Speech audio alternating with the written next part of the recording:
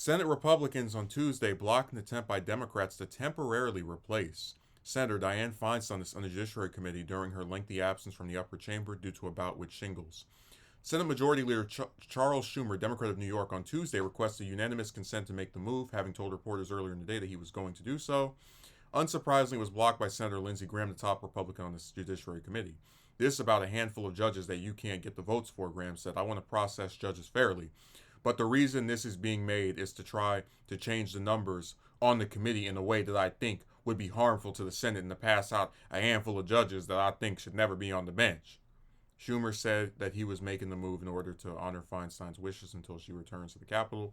When someone as dear and accomplished as Senator Feinstein requests something so important to her, we ought to respect it, Schumer said. Feinstein, 89, has been absent from the Capitol since late February. The only other legislative avenue Democrats have to replace her on the key panel is to convince 10 Senate Republicans to break a filibuster. However, Senate GOP members have almost unanimously said they will not be party to ousting Feinstein from the post for reasons ranging from their desire to block unqualified judges from being voted out of the committee to their support for the longtime California Democrat. Schumer said earlier on Tuesday that he would temporarily fill Feinstein's spot on the panel with Senator Ben Cardin. That did little to dissuade Republicans. I like Ben. He's a reasonable guy, but it's not going to happen, Senator John Cornyn said. So the Republicans that are saying they want to not replace Feinstein on the panel or on the Judiciary Committee because she's someone that they respect and they care. That's total nonsense. And really, everything that Graham said was basically him admitting, look, we have no other way to block these judges other than the fact that you guys have a vacancy that you can't fill. One, because the person that's supposed to be there is not showing up to work, and you need 10 of us to vote to replace them with somebody else. So we're gonna make the best political situation we can out of their absence.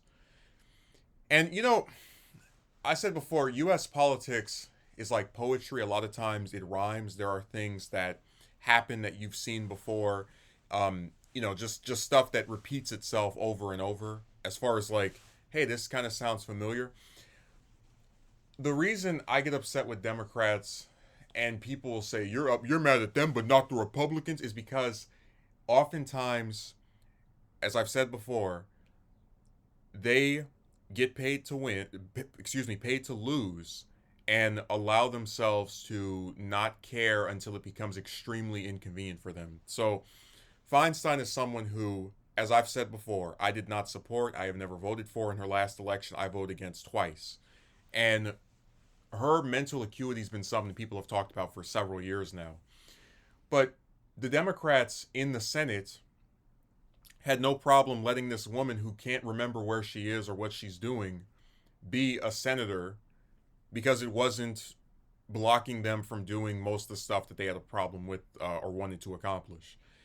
And now that it's become inconvenient for them, due to her failing health and as well as the mental inacuity, they're now trying to address an issue that they should have addressed several years. It's really kind of like a sort of a repeat of the how like the Democrats would say, oh, the Republicans want to get rid of Roe v. Wade, but then they would never try to codify it in the law. So when it was overturned, they started fundraising and going, we're going to fight this, but they never actually fought before.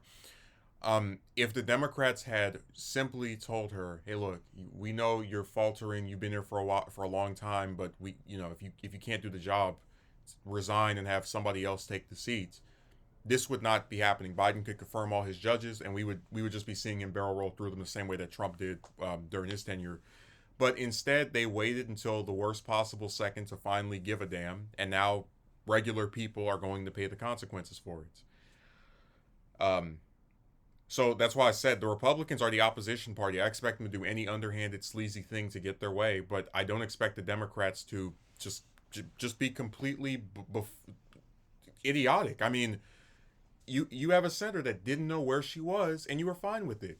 And also, it sort of reminds me a little bit of the stuff with Ginsburg, where people wanted her to retire when Obama was president, and then she was like, nah, and wanted to keep holding on to that power until passing away right at the end of Trump's tenure and allowing him to have a third Supreme Court vacancy. So what ends up happening is these people sometimes they're aware of their health issues, sometimes they're not, but their ego causes them to want to hold on to power for as long as possible. And in both the case of Ginsburg and the case of Feinstein, if you criticize them for that, people will say, oh, you have a problem with women. But really, you have a problem with lawmakers who know that there's something wrong with them health wise, and whose absence or health is going to be a detriment to democracy, because they, as they say, the Republicans are going to do all this evil stuff, but they're not doing everything they can to ensure that doesn't come into effect, because they wouldn't be benefited. Like, I mean, I said this before. In the event that Republicans were to retake the Senate, House, they already took the House, but just get the White House as well and pass a national abortion ban, none of the Democrats in Congress, especially in the Senate, are going to care, because I mean, they can just fly to another country. They're so rich.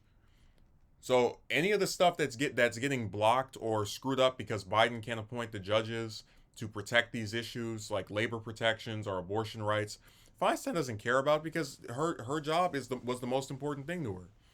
Uh, this it's just sad that only now, after years of this, do we see calls for her ouster, and it really shows you that Congress is, it's supposed to be a place where politicians represent constituents, and they are supposed to put the people that they represent over personal friendships.